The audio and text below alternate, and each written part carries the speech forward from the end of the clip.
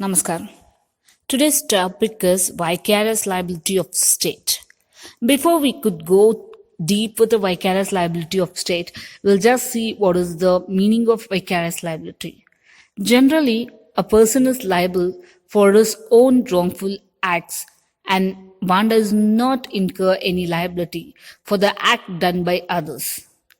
Whereas, in certain cases such as vicarious liability, the liability of one person for the act done by another person may arise. But the person who's liable and the person who commits the wrong should be connected with some of the relationship. For example, liability of a principal for the thought of his agent, liability of a partner for the wrongful act of each other partners, liability of a master for the thought of his agent. Vicarious liability of state. First, we'll see what is the position of vicarious liability in England. At a common law, the king could not be sued in tort, either for the wrong actually authorized by it or committed by its servants in the course of their employment. There is a great saying that king can do no wrong. If at all he does a wrong, no person has a right to question the king because king is considered to be a son of the Lord.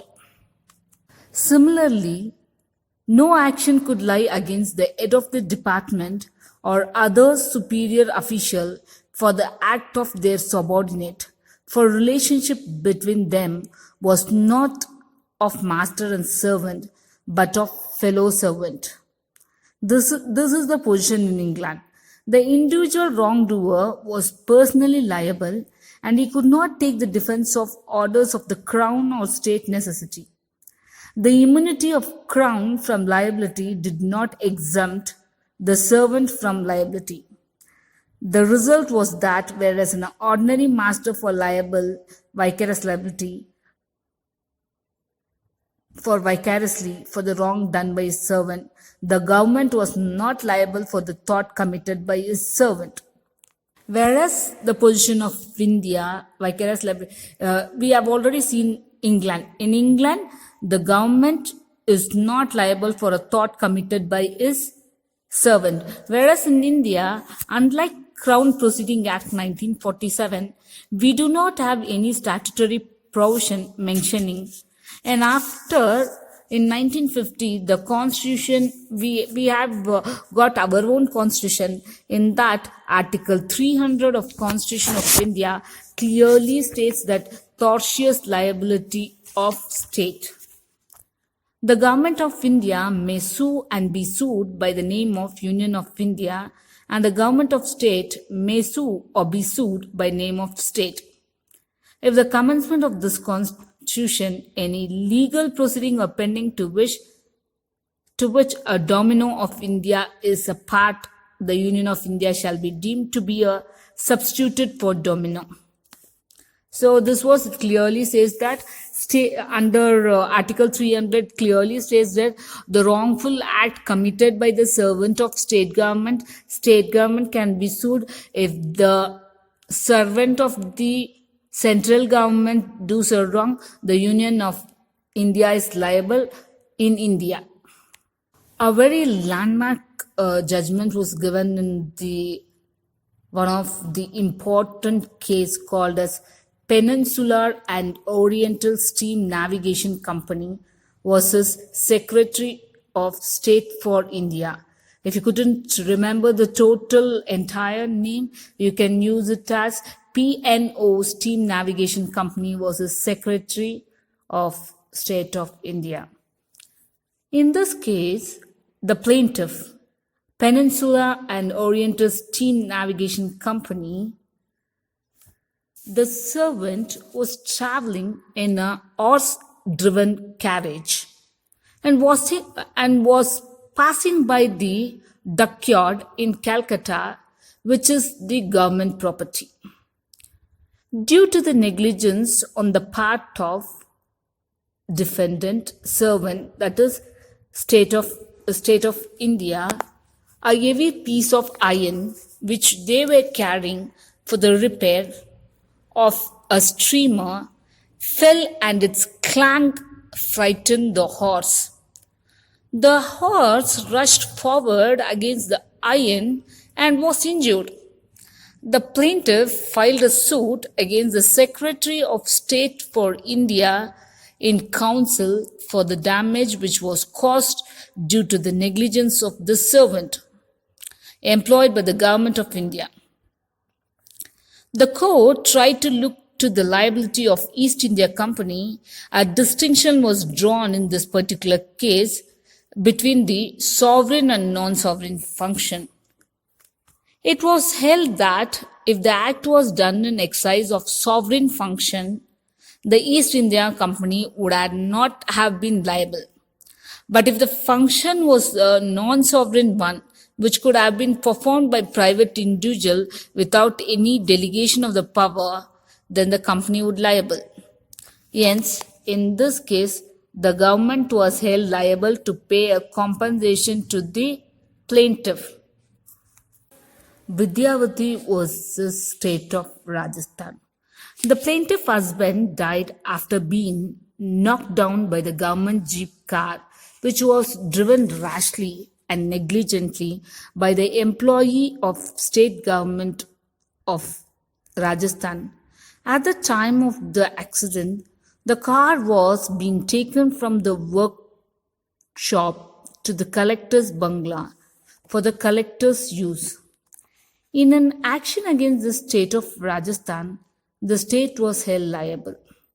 The Rajasthan High Court did not find any reason for treating the state differently from an ordinary employer and held that state of Rajasthan differently from ordinary employer. On appeal, the Supreme Court confirmed the decision of Rajasthan High Court and endorsed State of Rajasthan versus Vidyavati. In this case, in the establishment of welfare state whose functions are not confined, hence the state of Rajasthan should pay the compensation to the Vidyavati. Next, a very important case law is Kasturi Lal versus State of UP. In this case, what happened means Kasturi Lal Ralia Ram Jain was one of the partner of the firm of jewelers. At Amritsar, happened to go to Meerut, reaching there on the midnight of 20th September in 1947 by Frontier Mail. He had gone to Meerut in order to sell gold and silver, etc. in the Meerut market. While he was passing through one of the market with his belongings, he was taken to the custody by 3 police constables who was in patrol. Suspecting the Kasturi Lal Ralia Ram to be a possession of stolen property, and then he was taken to a police station. On search, it was found that he had been carrying 103 tolas of gold and over 3 mounts of silver. He was kept in police lockup, and his belongings were also kept in the custody of police under the provision of CRPC, Criminal Procedure Code. Next day, he was released on bail, and sometime thereafter, the silver was returned to him. The gold had been kept in the police Malkhan under the charge of the then head constable Mohammad Amir. The head constable Mohammad Amir misappropriated the gold and flew to Pakistan in October 1947. The plaintiff brought an action against the state of UP claiming either to return the gold which was seized or to give an alternate compensation amounting over 11,000 as a compensation. The state of UP was held to be not liable on the ground that the police officials were acting in discharging of statutory powers.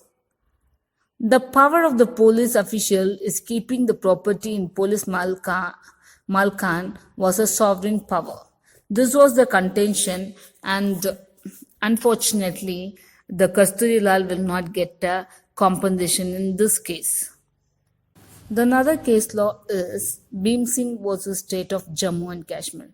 In this case, Bhim Singh is a MLA for Jammu and Kashmir constituency. When he was about to attend the legislative assembly, he was illegally arrested by the Jammu and Kashmir police without arrest warrant, without filing FIR, and without presenting in front of magistrate. He was kept in the police station for more than 24 hours. One of the friend of Bhim Singh approached the High Court and bought the writ of habeas corpus order. Before that, Bhim Singh was released. Bhim Singh's fundamental right has been curtailed. Personal liberty is curtailed. His freedom of movement was violated. Hence, he files a suit against the state of Jammu and Kashmir as the servant of the Jammu and Kashmir, that is police, who was wrongfully confined. Hence, the Supreme Court held that rupees 50,000 should be given as a compensation because it is in a vicarious liability. And another case law is Ruplal versus Union of India. In this case, the Jawans was going for a camp. During that time, they have taken the wood which was lying on the sideway, which was